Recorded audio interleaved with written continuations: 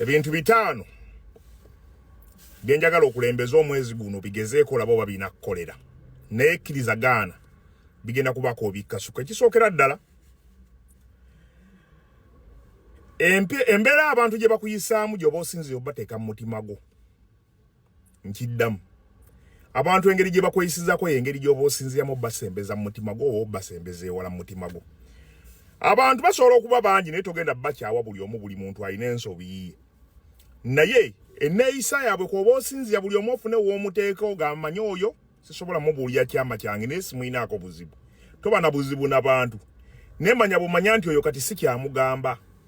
oyo wembako kyenkola simugamba oyo oba n'omukazi tomugamba oba omusajja oyo bw'oba olina ssente ze wafunye tokyogerako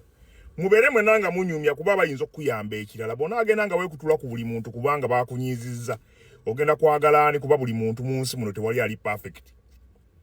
focusinga ku kintu kimu kufuuka perfect eri buli muntu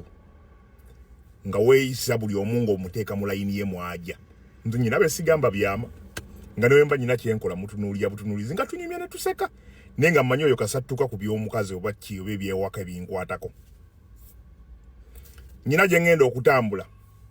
yeka nga bwekanze ero nina ogenda n'otaŋŋamba nti nabadde bize saategedde eriyo abantu bootagenda kugamba kintu kyonna nga yeesi mukolagana naye ng'ebimu tebalina bikumanyaako naddala eby'okumulimu. Namba 2 weewale nnyo abantu be tuyita power bank people. Bano batukozesa nga power bank bajja gy'oli nga balina bizibu nga balina bye bakunyumiza balina solution tetubeera wano omuntu lunaku ne lukutuulamu omuntu najja olw'eggulo ng'omukolera emaathi ajja n'ebizibu nakkaabira bannange kati kino mbadde njagala kwebuuzaako n'omubuulira bw'amala otterera tadda amagezi tugawa abantu naye bamala otterera abasinga tebadda kugamba nti bye wabagamba byakola bwe bitakola bwe motivational speaker bantamu oba n'ebirala ebiringa ebyo kyali badde kirungi abantu nga bakufunako bufunyi bantu babeera wano olinga akuwa kasente munno ayina bizinesi ogimanyi ojja n'omukabira ebizibu n'akuwa naye nga tasobola kukubira kalango n'akamu obeera n'ab'eŋŋanda nga gye bali eyo ali kuno ku TikTok alina following naye nga tasobola kukulangira ka bizinesi ko n'agamba kateekeyo akagundi bantu bakuwagire bakuwe ku ssente wadde n'aka naye omanyi kye bakola bwabaawo obwetaavu nga bakunenya olw'obutabayamba kyokka nga talina kyasobola kukulangira ekyo weebereremu. Namba 3 ensi eno gy'olaba erimu ebizibu bingi naye totyanga bizibu fubanga nnyo oba mu bizibu ebisinga fuba nnyo otandika obbiyitangamu obwomu nga togambye muntu yenna naddala oyo gw'otasuubira kuyamba tomunyega ng'olina ebizibu fuba nnyo oyite mu bizibu bw'omu. Lwaki? Bw'omanyira okuyita mu bizibu obw'omu ojja kulaba nga abantu abamu tebeetaaga mu bulamu bwo. Kirungi nnyo okubeerawo nga teweetaaga bantu. Sigambye nti obagobe n'okubeera ng'ensonga z'osobola ozzeemalira ng'omuntu before nga tonnafuluma wakati tugamba bya mwami wo oba mukyalawo osobola obbikuumira ku mutima n'osooka n'osirika n'okivaako.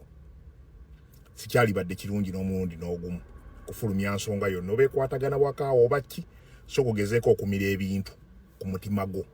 omanye nti ekyo kati kankigumire nja kiyita mu nganze. Ebiseera ebisinga mulabewo gwe mutwe gwo omutwe gwo buli focus w'ogiteeka ku bintu ebingi ogenda kulwemererwa okubaako gye weeyongera. Ekirala kye njagala okukuwa bulamu kino ng'ate kikulu nnyo eri buli muntu. Ennyumba ennene esanyusa nnyo abantu abagiraba era bagamba gundi alina amaka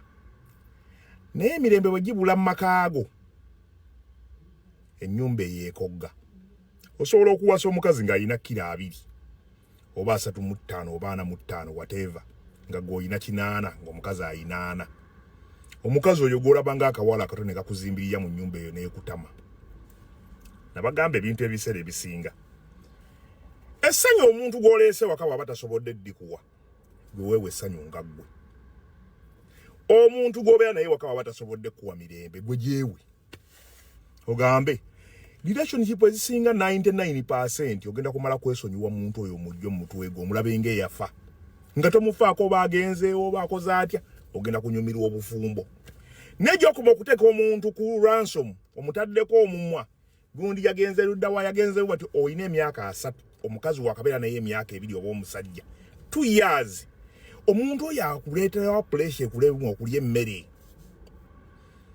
obadde emyaka 3 nga tomuyina si relationship gy'osooseemu n'okoggola okubanga omusajja kiki yagenze nakyo ekikyo weebuliire wekka my sister kabulaza weebuliire wekka omukazi omutei mulabe weewaka naye ng'omutadde omusanze yazaalako omusanze ayina abaana omusanze ayina ba boyfriend oluusi wamujja na ku muntu mulala olwo wamujjako ye alowooza ki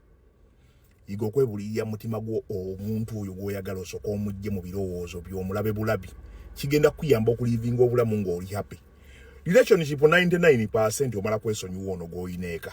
n'ogamba omukazi mutadde oba omusajja mutadde yakole byayagala bw'omujjako pulesa omutima gwo guweweera weesettingira obulamu obupya omuntu ogende ya relationship bw'olaba egenda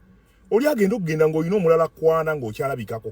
naye ogenda okuva mu relationship wena ng'olinga ekyangwe bwena tukyategeerekeko ganya okulya osibye emitaafu buli muntu akulira n'omukambuwalira abantu si be bamu omuntu owuwo batonnamufuna bufunyo owuwo woonamufuna ojja kufoosinga buli kimu paka era omuntu bw'alibeera weewuwo ne bw'ali bakuganya ate waliwo n'ebintu by'olina okwegabiranga ggwe nalabako omukyala awo yaŋŋamba nze sikyanoba ng'omanyi oba ogenze n'oyenda oba wasiza oba okoze otya nze sinoba bwe nzijja okufumbirwa mba nze fumba kati ng'omanyi kola obuvuyo bw'oppaka ojja kunsanga eka era gwotuuka n'opondoka n'ogamba waayi nga bwe mpasizza nga bwe nkoze ki ne weebulirira wekka n'ogamba naye omukazi atanyega ebintu bingi by'osobola okusolovinga nga tonyeze n'ekisemberayo ddala bw'oba tosobodde kuyita mu lunaku nga lulungi fuba nnyo olukulyetingemu attitude ennungi kino ekintu kikola kitya osobola okuba nga wayombye n'omwagalwa weeka obusungu tobuleeta ku mulimu